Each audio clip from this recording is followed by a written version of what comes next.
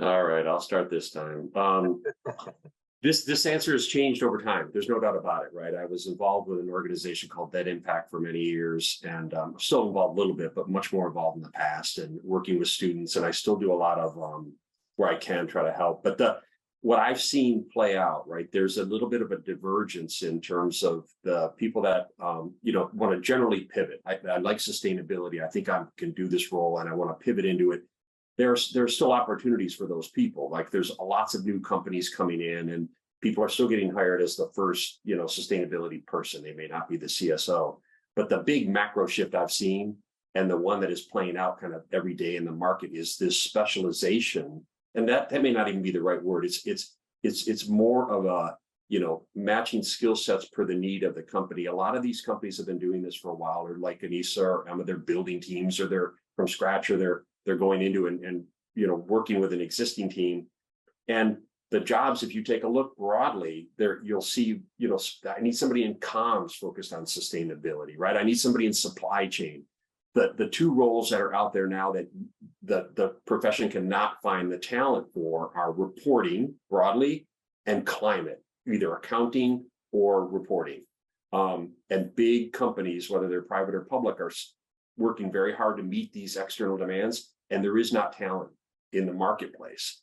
So it's a little bit about what puzzle piece can I be in a company I love, or a sector I love, or a company, versus I want the whole puzzle, and I want to do that on day one. And that's the shift I've seen. There's still the whole puzzles out there, but they're a little harder to find today than they were when we all started our careers. But that's the advice I would be: is learn as much as you can, learn the business, learn the sector, but try to pick one thing that you think you enjoy and try to dive a little deeper in it. Could be any of those examples. Could be philanthropy, could be comms, could be human capital.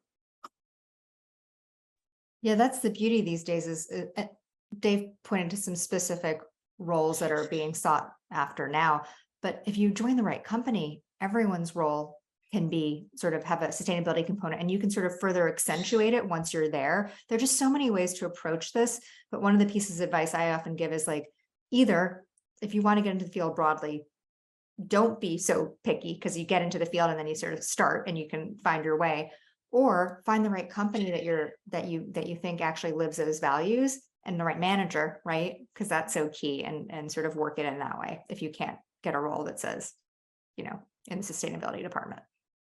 Most of us have created our roles at least, I don't know, 3 or 4 different times. Like, oh, that's the job you hired us for? We're going to do this instead, and we're going to convince you why this is better.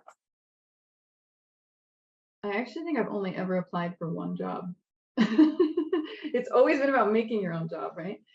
Just to give everyone a resource, and speaking of NGOs, Project Drawdown, which I'm sure hopefully all of you are aware of, is one of the most broad-based scholarly efforts to model climate solutions across the globe. They have a new line of work called Job Functions, Job Function Action Guides. So if you're in finance, if you're in public policy, if you're in human resources, operations, legal, marketing, here's what you can do.